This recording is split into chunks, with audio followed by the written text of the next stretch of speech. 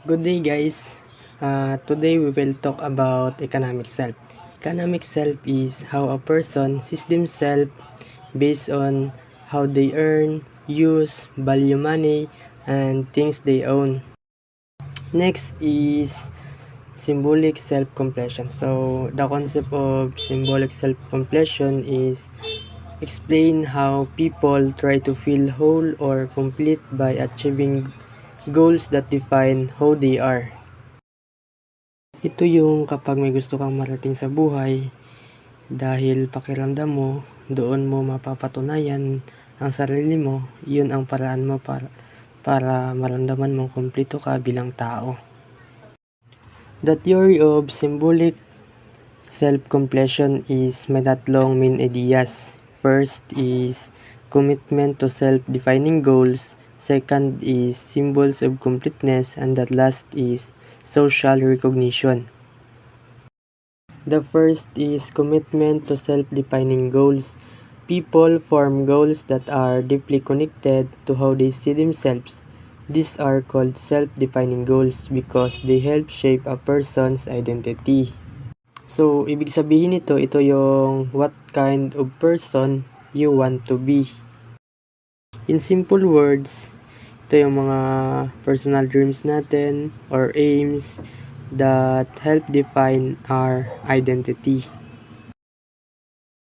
So, halimbawa, tayong mga criminology students. So, yung goal natin is maging isang registered criminologist someday or maging isang law enforcer. So, hindi lang yun basta pangarap lang, kundi bahagi na yun kung sino tayo at kung paano at kung anong klase ng tao gusto natin maging. According to Kurt Lewin, people stay motivated toward their goals as long as they feel emotionally involved in achieving them. When they lose interest, the motivation or tension disappears. Kurt Lewin is saying that people keep working hard on their goals only if they still care about them emotionally. Once they lose interest or stop feeling connected, their motivation to continue also fades away. So, for example, ako ay isang criminology student, so I study hard to become a law enforcer because pangarap ko yun. Then later, I will lose interest or ayaw ko na maging isang law enforcer. So, I will lose the drive to study for it. Next is Bluma Zeigarnik, 1928, supported this through her study. She found that people remember and finish meaningful tasks better than unimportant ones. This means that personally important goals keep us focused until we succeed. It means that when something matters to us, we stay focused on it until we complete it. So, example of that is like sa akin is I am a criminology student. So, for example, we have a quiz in major subject, then in my minor subject is may quiz din kami, but uunahin kong pag-aralan ang aming major subject because mas mahalaga yon compare sa mga minor subject namin. So, bago ko studyhan ang minor subject is dapat uunahin ko muna yung aking major subject. Another study is George Herbert Mead, 1934, also emphasized that our self-defining goals come from social interaction. We build our identity based on how others see and respond to us. So, ibig sabihin is, sinasabi dito na sino tayo and what goals we set for ourselves is influenced by people around us. So, for example is in your class, nasasabihan ka ng mga kaklase mo or teacher mo that you explained well or magaling ka mag-explain ng mga bagay-bagay. So, maiisip mo na what if mag-teacher lang ako. So, your goal and identity is influenced by that interaction. So the second main idea is symbols of completeness. Symbols of completeness are visible signs or achievements that show others our progress toward our self-defining goals. These symbols help us and others recognize our success and identity. So, in simple terms, symbols of completeness ito yung mga bagay na nagpapakita ng ating progress or success toward your goals or our goals and help others to see kung anong tao tayo maging.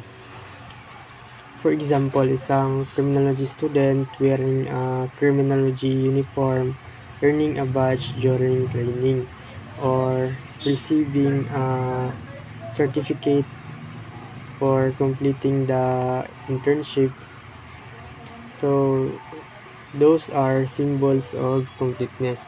These things show that the student is getting closer to becoming a criminologist or law enforcer and is building their identity in that field. So symbols are important because this remind us of our progress and allow social acknowledgement, which strengthens our self-image and gives a sense of completeness. Psychologists say people naturally seek recognition to confirm their sense of self. Without it, individuals may feel incomplete or unrecognized, so they search for ways to express their identity more clearly. So today, I'm gonna explain the concept of social reality based on Mahler and Cooley. So, social reality, Mahler found that the tension reduction potential of a substitute task depended largely on whether or not solving the substitute task carried a social reality. So basically, Mahler said na when we do something like example, may task or goal ka, syempre hindi ka talaga masasatisfy kung walang nakakakita or nagre-recognize ng effort mo like it nobody knows what you did. Parang it doesn't feel real, di ba? Pero once someone, maybe your classmate, teacher, friends, acknowledge it, nagiging social fact siya. Parang nasasabi mo sa sarili mo na yes, I did that, and it becomes part of your identity. Now, according naman daw kay Cooley, the sense of progress toward a self-defining goal is dependent on the acknowledgement of others. According daw kay Cooley, sabi niya, our self-image is formed through how other people see and respond to us. So basically, kung paano ka tinitignan or tinatrato ng iba, it helps define who you are. So ayun, that's what we call the social reality factor, yung or fulfillment or achievement natin. And it grows when more people appreciate or recognize our success. That's called broadening social reality kasi mas lumalawak yung recognition mo and mas nagiging confident ka about yourself. So that's all. Thank you. Part is about spirituality, religion, and supernatural. So first is religion. Religion is an organized system of beliefs and rituals. So for example, attending Sunday Mass in Catholic churches or joining festas in honor of patron saints like Santo Niño. Next is spirituality, a personal search for meaning and connection with the divine. So it is more about spirituality, about self. So for example is a student or a Filipino praying silently at home or lighting a candle. And the relationship between the two is both aim to connect with the divine, but religion is formal and communal while spirituality is personal. So for example is ang isang tao ay maaring hindi siya palagi nagsisimba or pumapasok sa simbahan, pero araw-araw siyang nagdarasal sa kanilang bahay at gumagawa ng mga tama. Number 2, religion in its role in society. So first is it explains things. Religion helps people understand why things happen. For example, ang mga Filipino ay laging nagsasabi na bahala na ang Diyos kapag sila ay nahirapan or may kinakaharap sila na sitwasyon na problema sa kanilang buhay. Kumbaga, pinapabahala na nila sa Diyos. And next is establishes order, provides moral rules and guidance. For example, the 10 Commandments taught in church to shape moral behavior.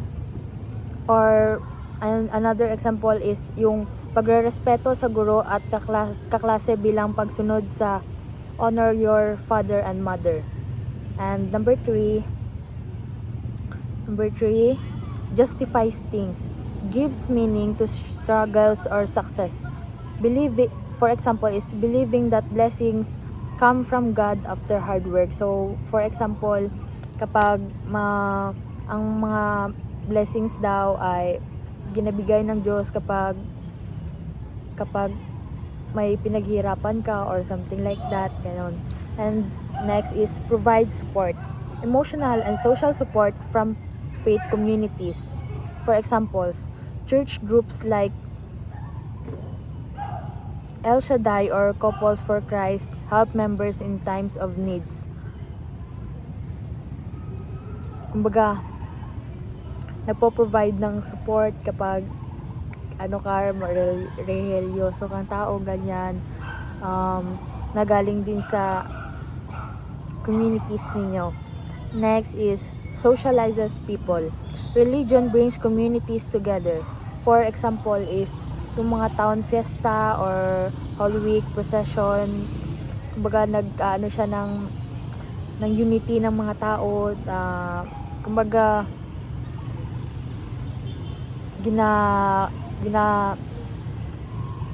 combine nila or ginabigyan nila ng mga time na para makapag yung mga tao about religions or ganon. Vehicle for passage to another domain. Belief in life after death or heaven. So for example is undas.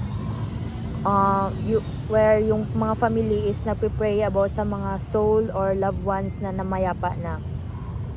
And next is theories on religion.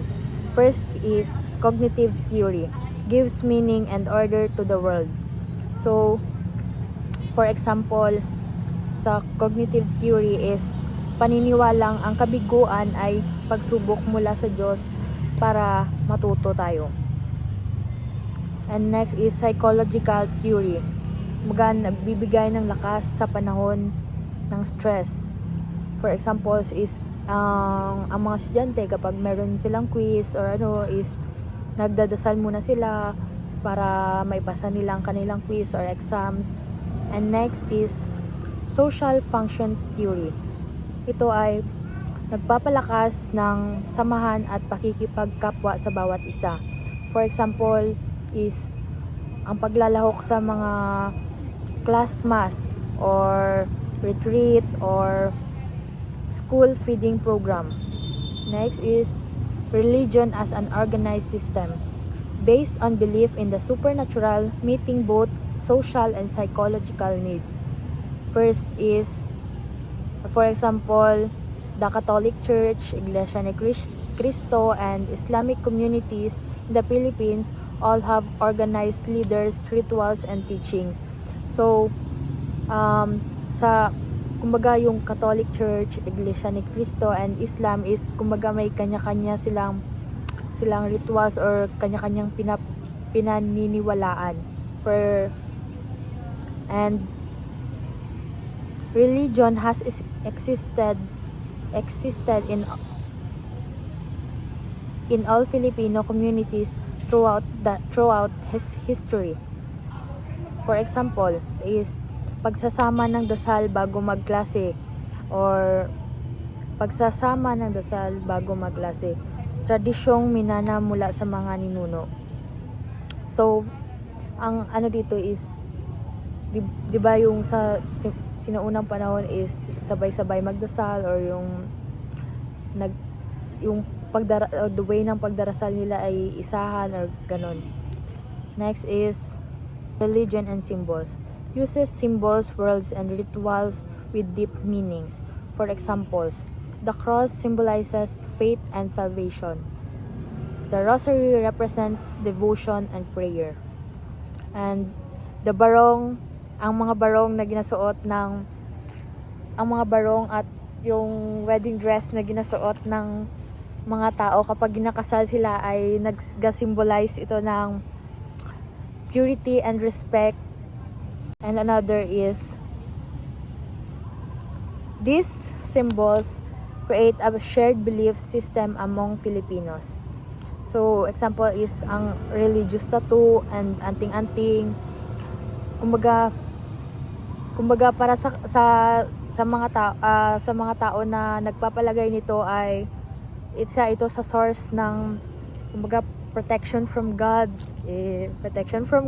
and kalakasan nila ito kapag meron silang mga ito. Next is religion and myths. Myths explains the origins of beliefs and moral lessons. For example, is yung story kagaya kay Malakas and Maganda, for the first man and woman, explains the creation in ancient Filipino culture. Or another example is the Black Nazarene of Quiapo myth expresses faith in miracles and divine compassion. Or yung ang itim na Nazareno is nag-inspire siya sa mga tao na naniniwala sa milagro at pag-asa. That's all. Modern major religions and their myths. Lahat ng major religions sa mundo ay may kanya-kanyang myths or myth. Ito yung mga kwentong religious o sacred na paninig. Nagpapaliwanag tungkol sa pinagmula ng mundo, ng tao o ng moral values. Examples nito ay Hinduism, Islam, Judaism, and Christianity, and Taoism. Hinduism includes deities like Brahma, Krishna, and Vishnu, among many others. May mga Diyos tulad ni Brahma, Krishna, at Vishnu. Sila ang gumawa at nagbabantay ng universe. Sa Islam ay sina Muhammad at Angel Gabriel. Ipinakita sa kwento kung paano natanggap ni Muhammad ang mga salita ng Diyos ng Quran. Pangatlo, Judaism and Christianity. The foundational myth includes Adam and Eve. Adam and Eve, nagpapakita ng pinagmula ng tao at ng konsepto ng kasalanan. At pang-apat, Taoism, the Jade Emperor o Heavenly Grandfather. Nagpapakita ng divine order o pamumuno ng mga Diyos. Ang mga myth na ito ay hindi lang basta kwento. Tinuturo nila kung paano dapat mamuhay, mag-isip at maniwala ang mga tao sa isang culture o religion. Defining myth and worldview. Myth. Ang myth o mito ay yung mga sacred na mga kwento na nagbibigay basehan sa mga paniniwala at gawain ng mga tao. Una, myths are religious sacred stories that provide the basis for beliefs practices. Ang mga mito ay religious, sagradong mga kwento na nagbibigay ng batayan para sa mga paniniwala or practices. Pangalawa, they often explain the origin of humanity, creation of the universe, and the nature of death or illness. Pinapaliwanag dito ang pinagmula ng mundo, ng sangkatauhan, at pati ang mga bagay tulad ng kamatayan. Pangatlo, myths lay the founding of values and morals. Dito rin nakabatay ang mga values at moral lessons ng isang culture. Law. They can pass down verbally or in writing. Naipapasa daw ito sa pamamagitan ng kwento, sulat, or tradisyon. And lastly, myths help to shape a culture's worldview. Nakakatulong ito sa paghubog ng tinatawag na worldview o pananaw ng isang kultura. Example, sa kwento ni Adan at Eve, natutunan ng mga Kristiyano ang ideya ng kasalanan at pagsunod sa Diyos or isang moral foundation sa kanilang worldview. Sunod, worldview. A worldview is a collective body of ideas that members of a culture generally share concerning the ultimate shape and substance of their reality. Ang worldview daw ay ang kabuuang pananaw ng isang kultura o relihiyon tungkol sa realidad. Kung paano nila naiintindihan ang mundo, Diyos at buhay. Dalawa, worldview are shaped by myths which influence the way they look at the reality. The difference between the Judeo-Christian worldview and the Navajo worldview.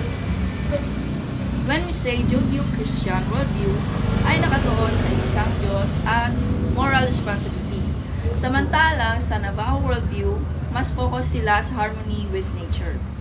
Example, kung Kristiyano ka, naniniwala kang may isang Diyos na lumikha ng lahat. Pero kung Navajo ka, ang belief mo ay dapat nakikiayon ka sa kalikasan at mga espiritu nito. Functions of religions and spirituality. What functions do religion and spirituality serve? All religions serve a number of important functions. Meron itong tatlong functions. Una, reduce anxiety. Kapag merong hindi may paliwanag like death or disaster, nagbibigay ng comfort ang religion. Example, kapag may nawala ng sa buhay, ang paniniwala ng sa langit o afterlife ay nakakapagpatahimik ng loob. Pangalawa, establish morality. Tinuturuan tayo kung ano ang tama at mali. Religion sets moral standards. Example, love your neighbor in Christianity o do no harm in Buddhism. Pangatlo, enhance tradition. Pinapalakas ang tradisyon at unity sa pamamagitan ng mga ritual like prayers, festival, meditation, napapatibay ang samahan ng mga tao. Example nito, Ramadan sa Islam, Diwali sa Hinduism, and Holy Week sa Christianity. This is my report. Today we're going to tackle of the calendar or the calendaric rituals. It is performed according to a regular calendar or schedule. Like for example,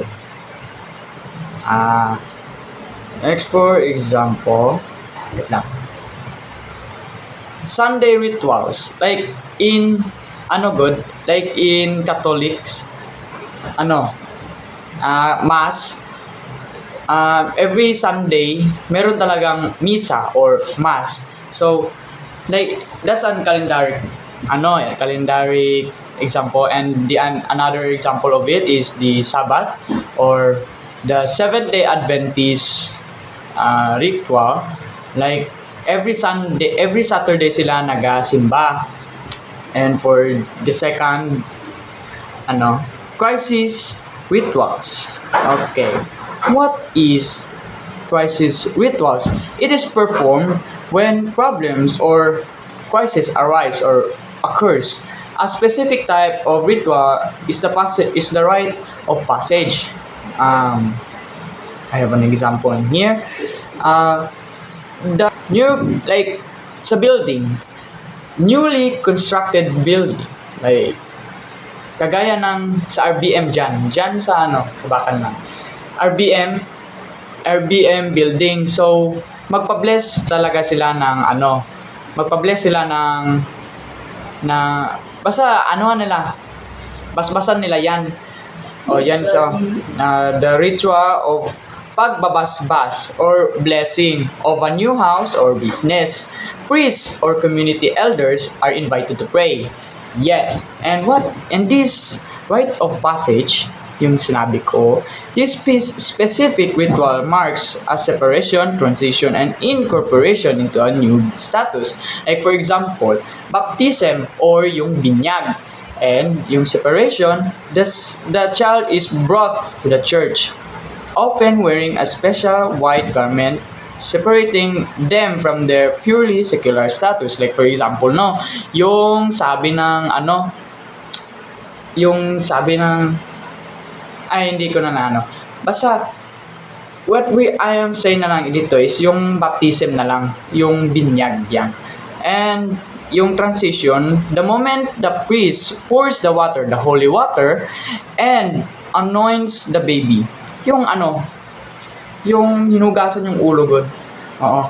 Tapos, publicly reciting the prayers. And the incorporation, the reception of handaan, or the feast held afterward, where the child is normally introduced and celebrated by the extended family. Yung mga binyag, 'di ba naghahanda sila, tapos yung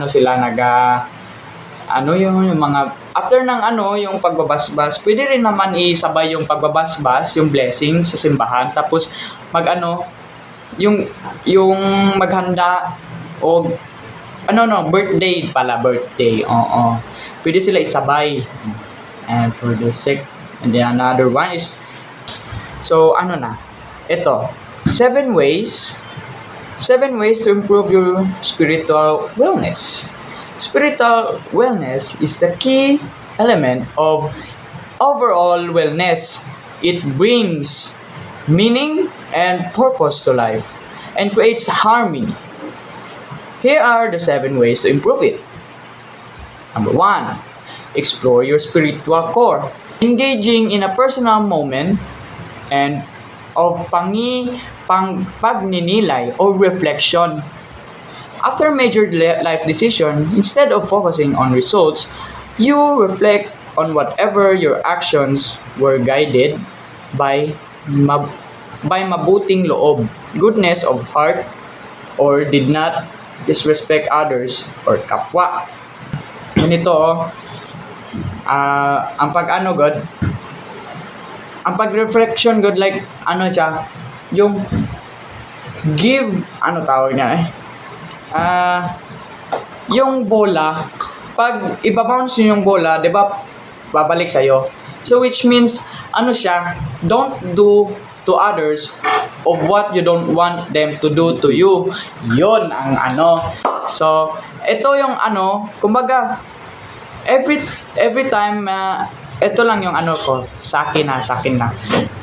Every time na may bad thing that will happen to you, don't think na ito ay parusa or curse.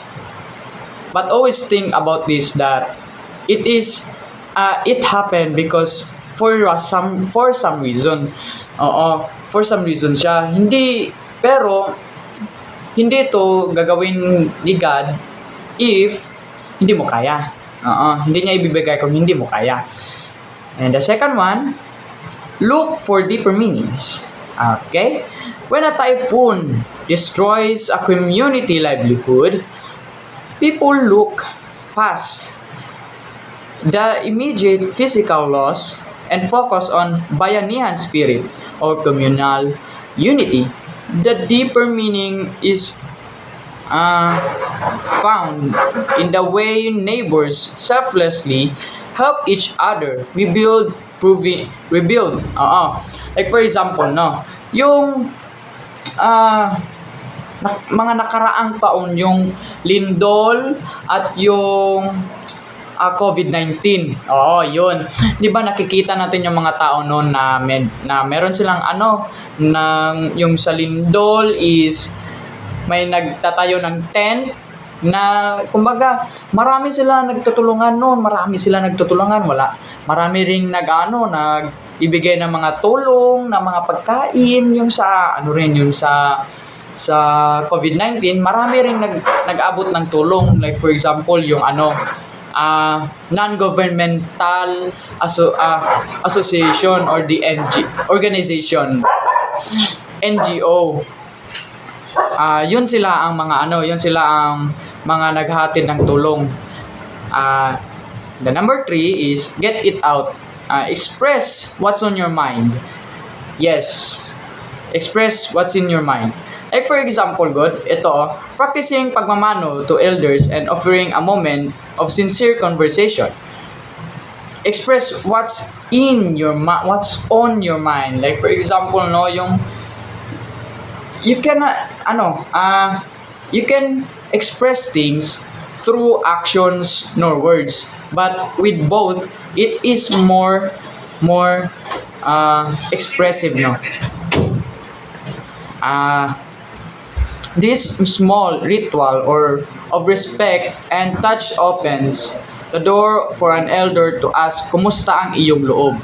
Or how was your inner self? Allowing you to release emotional burdens through a trusted and respected channel. 'Di ba, if mag-talk tayo sa mga elders, sa mga nakakatanda sa atin, is mas naiintindihan nila sa atin kung ano yung naiintindihan nila yung mga nasa loob natin or what we are feeling good, because they are more wiser and they have more knowledge to feel it, 'di ba? And number 4, wait lang. Try yoga. Yoga is a physical technique that improves spiritual wellness. By reducing physical and mental strain on the body, it can boost the immune system and lower blood pressure. Like for example, ay stress ka, tapos stress ka, high blood ka, and need mo ng outlet para mapalabas mo yung yung stressness mo. And one of the example of it are yoga. Yes, yoga. Why? Because ito ang yoga, Yoga, di ba may sila? Breathe in, breathe out, di ba? Yun sila. Tapos stretching your entire body can help you release stress and help you breathe smoothly. And with yoga, pinapractice mo yung inner peace mo sa yung mind and heart. Hindi mo iniisip yung mga problema mo. Kaya nagiging stress reliever siya. And for go travel. Travel with nature. Travel through malls. Puntahan mo lahat. Oo. Yes. Taking time to travel to a comfortable place or somewhere new can improve your wellness. It helps you rest, reflect, and gain better perspective by distracting yourself. Like for example, sa nature, sige. If ang yoga, hindi pa rin siya sige, akin lang to, aking example lang to. If ang yoga is hindi nag-work sa'yo, so maybe you should upgrade.